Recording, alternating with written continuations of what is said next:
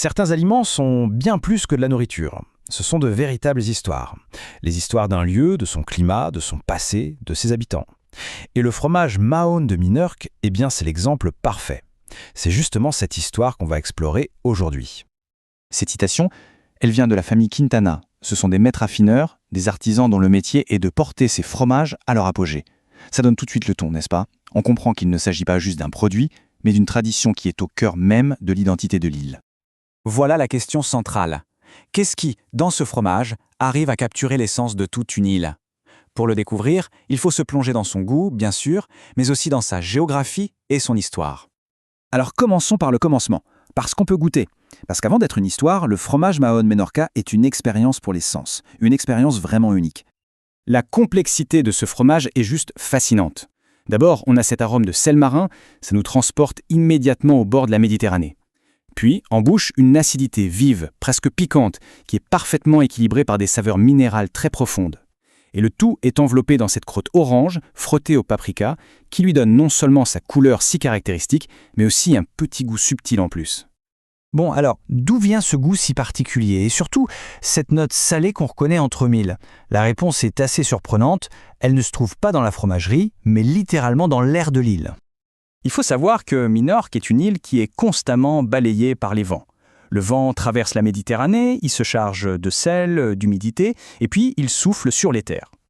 Et c'est là que tout se joue. Le climat devient un ingrédient à part entière. Les vents de tramontane et cet air marin salé, ils imprègnent l'herbe et les plantes que les vaches mangent.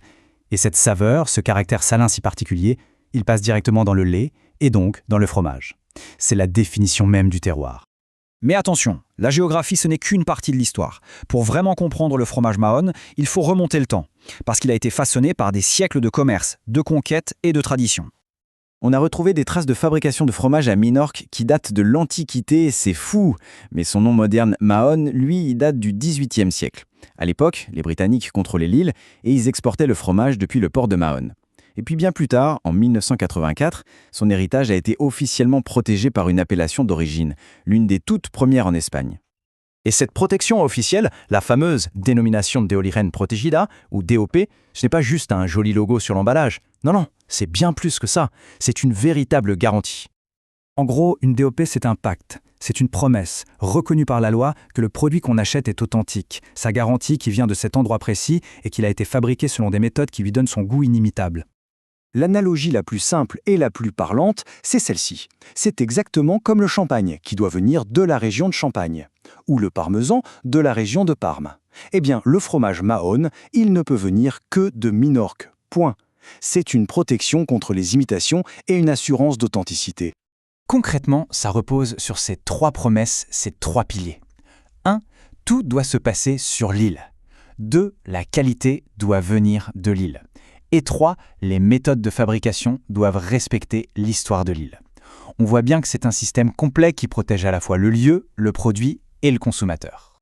Alors, pourquoi est-ce que tout ça est si important? Parce qu'en fait, protéger ce fromage, ce n'est pas seulement protéger une recette, c'est protéger tout un écosystème, toute une économie et toute une culture. Et là, le lien il est direct, il est évident. L'élevage des vaches pour le fromage, ça façonne le paysage de Minorque, ça l'entretient. Et cette activité agricole, elle est tellement bien intégrée à l'environnement que l'île entière a été désignée réserve de biosphère par l'UNESCO. L'un ne va tout simplement pas sans l'autre. C'est un concept vraiment fascinant. Un produit d'exception comme le Mahone, il ne fait pas que bien se vendre. Non. Il agit comme un projecteur, comme un ambassadeur, qui met en lumière tout le reste. Les autres produits locaux, le tourisme gastronomique, la beauté du paysage préservé, la culture locale. Et voici les bénéfices très concrets. Chaque morceau de Mahone vendu, ça contribue à entretenir ces magnifiques murs en pierre sèche qui quadrillent l'île. Ça aide à préserver la faune et la flore locale, à soutenir les agriculteurs, les artisans et à transmettre un savoir-faire de génération en génération. C'est un véritable cercle vertueux.